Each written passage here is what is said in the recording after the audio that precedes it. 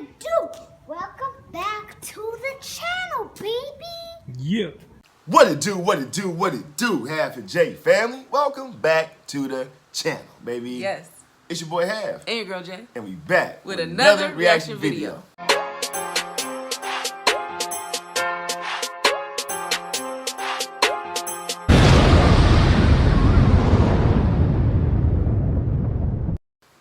All right, y'all. So how everybody doing today? Yes. Happy today. Happy today. You know what I'm saying? Hope everybody enjoyed their weekend. You know what I mean? Did you enjoy yours? I did. Okay. We got a chance to go see Rick Ross, y'all. Yes. You know what I'm saying? That was pretty dope. I'm a fan of Rick Ross. Shout out to Rick Ross, man. Yes. Ricky Rose. You know what I mean? I'm a fan of him. He teaches entrepreneurship. You know what I mean? You know, self-ownership. You know what I mean? Things like that. So, you know, I'm with that. I don't want to hear about none of the bad. I'm talking about the good. All right? All right. So anyway, how you doing today, man? I'm doing great. How are you doing? I'm doing good. You looking good. You looking good as usual. Hey, you looking good. For damn sure good. But anyway, we about to get into another reaction, man. So, baby, let them know, introduce our family members, let them know who we're going to react to today. We are reacting to Ben Shapiro. Ben Shapiro. Yes. And the commentary is? Why I didn't support Trump in 2016. Wow, he didn't support Trump? He didn't support Trump? I thought he might have been supported Trump, but... In 2016. Yeah. Yeah, you right. That ice is good. Anyway, let's see why Ben Shapiro did not support Trump back in 2016. But before we do, everybody that's out there who has not yet subscribed to the channel, Yes. man, go ahead and hit that subscribe button. Yes. Turn your post notifications on. Yes. Like and share this video. Yes. And comment down below, baby. Come and join the squad, man. Half and J. We already kicking off. What? Good vibes, baby. Good vibes. Yeah. Boom! All right, let's get it. Let's talk about a fresh topic, Donald J. Trump. In 2016, you were almost a non-Trumper or a never-Trumper, right? You didn't vote for Donald J. Trump. You didn't vote for Hillary Clinton. No. To this lady from the Green Movement, isn't it? Anyway, in 2020, you voted for Trump. Why didn't you vote for him in the first place, and what changed your mind? Okay, so I gave several reasons for not voting for Trump in 2016. One was Donald Trump's deep and abiding character flaws, which have not been alleviated at all. The second is that Donald Trump was extraordinarily unclear about what he actually was going to do politically. So he was on all sides of every issue with equal passion. Right? So he would say on the one hand, I think that we should be Oh man, that's a good way to put it though, right there. With equal passion though, for all, you know what I mean. That was a good way to put that though. That was funny right there, man. I wish I can explain stuff like that. Extraordinarily unclear about what he actually was going to do politically. So he was on all sides of every issue with equal passion. Right? So he would say on the one hand that, I think that we should be definitely depending on our friends in Israel, and then be like, America should never spend money on foreign... the exact amount of passion, right? This was his shtick. And so my math was essentially, I object to everything that is happening in 2016. That was my math. My math was, I didn't live in a swing state to be granted. I was living in California, so my vote really didn't matter anyway. But with that said, the basic calculus was that if I didn't vote in that election, then as a public figure, I had made clear my disdain for all available candidates. Trump came in, and he governed way more effectively and way more conservatively than I thought he was going to. But just a second. Let's stop before 2020. Sure. How was it? You have an empire. You have built an amazing empire. Weren't you worried, even publicly, that by not supporting Trump, you lose your audience and revenues? Of course. I mean, that's why the kind of silly notion that people were taking a position not to vote, that was done for the money. Absolutely untrue. I mean, I took the position in 2016 because I fundamentally objected to the candidates that had been presented to the American public in 2016. And you paid a price for that. 100%, yeah. I mean, I lost a job for that in 2016 with Breitbart.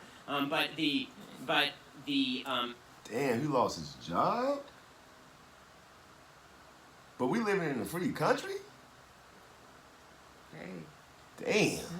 That is amazing right there, man. Anybody want to go to the moon with us? get off, you know. You know what I'm saying? It's free up there for sure, yo. Fundamentally objected to the candidates that had been presented to the American public in And you 2016. paid a price for that. 100%, yeah. I mean, I lost a job for that in 2016 with Breitbart.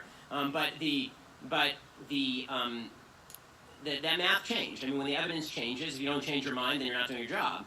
And the evidence changed with regard to President Trump. President Trump came into office. He selected a bunch of justices who I thought were going to do a good job on the bench. The day that he selected Neil Gorsuch, I literally put a MAGA hat on air. You know, President Trump obviously moving the embassy to Jerusalem was a massive, massive move. Wait, he said what? Moving the embassy to Jerusalem. Oh, really? I didn't know that. I didn't know that. We put a MAGA hat on air. You know, President Trump obviously moving the embassy to Jerusalem was a massive, massive move. His sponsorship and negotiation of the Abraham Accords was an incredible history-changing move. He did a lot of things that I really liked. So when it came to and that combined with the fact that the left completely and utterly lost their mind in the United States between 2016 and 2020 made my decision a lot easier come 2020. And then came 2021, January 6th. And when you see these horrifying pictures of people storming the Capitol Hill, sorry. It wasn't the best, guys. Don't you think Democrats might have been right about with some of their criticism towards Donald J. Trump? I mean, so That's your answer, but what's Ben's answer? Again, I said that I thought that he had deep and abiding character flaws in 2016. My opinion of his deep and abiding character flaws were not changed by his diarrheic addiction to Twitter. No, I mean, I don't, like, almost nothing about my opinion about Donald Trump changed at any point as sort of a human being. My opinions only changed as far as what policy I thought he was going to implement, and then how durable I thought the constitutional boundaries were. And I thought that I will say, I think it is a major misstatement of fact to declare, as most of the world media has done, that the United States is on the verge of having its democracy overthrown on January 6th. I think it's absurd. You had 200, 300 morons who went into the Capitol building attempting to do harm to people. They were cleared out within 2 hours. The vote took place under the auspices of Donald Trump's vice president, Mike Pence, and the auspices of Senate Majority Leader Mitch McConnell of Donald Trump's party. People like Brad Raffensperger in Georgia, Republican Secretary of State, election officials in Arizona and Pennsylvania, Republican Secretaries of State, were rejecting him at every turn. The courts rejected all of his legal complaints. Does that mean that Trump acted well between November 4th and January 6th? I thought he acted horribly between November 4th and January 6th. I think that he was saying things that were not true. But the notion that Donald Trump was presenting a unique threat to the entire democracy, the most durable democracy in modern world history, is absurd. We were at no point in danger of the democracy being overthrown by a dumbass wearing bullhorns in the Capitol building put his feet up on Nancy Pelosi's desk. It's ridiculous. So it's yet another protest in the United States of America. That's what you're saying to me, the January 6th. I mean, we had an entire summer in which major cities burned in 2020, and nobody in the media seemed to care. So the answer... By the way, that's not an answer for both, but it's an answer for neither, meaning both of those things are super bad, right? And people who facilitate those things are doing something wrong. It's bad when Kamala Harris tries to bail out rioters in the middle of the Black Lives Matter riots of 2020, and it's bad when Donald Trump declares that the rioters of January 6th are fundamentally doing something patriotic. That's not true. Okay. I absolutely love Ben Shapiro for speaking facts, though. Like, he's not getting caught up in that. You know what I'm saying? I'm talking about the politician word to say, or the politic way to say. You know what I'm saying? Like, he's telling you exactly what it is. No, I didn't like Donald Trump as what he was doing. Right. But I liked him as far as the policies Right. that he's putting in place. Which he's you know, being a voter, you're Right. supposed to look at that. and Exactly. not that person per se. You know what I'm saying? You can't. He's not running as a human being. Right. He's running as a president. And what he's going to do and what he's doing to, you know what I'm saying? People get it twisted Right. Right. and vote for his personal beliefs. Right. You know what I'm saying? Right. Just like with Michael Jordan, when the little thing was out with him with the shoes, and you know how they get made for pennies on a dollar, but he making all this money, but he don't want, you know, the urban community wearing his shoes and blue block blam. And, Right. But you can't knock his athletes though. Right. his accolades. You know what I'm saying? You can't knock Right. that. You can't knock who he is as a basketball player. You may not like some of the things he said or did, and it's the same thing with Trump. You know what I mean? Like and that's what we just said on the last reaction. If somebody is doing something that you believe in, then that's what you want to kind of lean more towards. You know? What do you think about what former Israeli ambassador to the US, Ron Dermer, once said, that Israel should put its political fortune on the evangelist community rather than on the Reform Jewish community? I mean, just as a matter of blunt fact, that's true. I mean, it's an unfortunate reality of life in the United States that Reform Judaism as a branch does not see Jewish identity in a serious way as central. It's a very simple rubric for me. If as a Jew, right, if as a Jew, your values are more in line with same-sex marriage, transgenderism, and abortion than they are with, for example, the safety and security of the state of Israel, I have serious questions about how you think about yourself as a Jew. And so if I'm looking at who's more likely to back Israel, by polling data, Jews in the United States are the single most atheistic group of quote-unquote religious people anywhere. It's because Jews obviously Save are... North Korea, I think. What was that? Save North Korea. Yeah, I mean, the Jew, well, what's weird about Jewish identity, obviously, is it has an ethnic side because halakhically Jews are ethnically Jewish, and then it has a religious side. So when people self-identify as Jews in the United States, that doesn't actually mean that they do anything that has anything to do with Judaism. It means that their last name ends in Berger-Steen or something. And you know, there are a lot of people whose last name ends with Berger-Steen who fundamentally reject nearly all Jewish values and are secular leftists, and so they vote like secular leftists.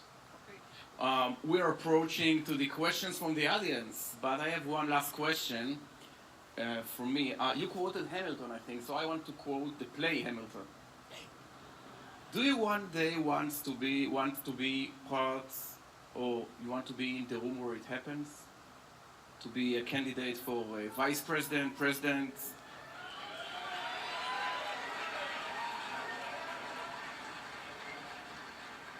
That sounds like hell.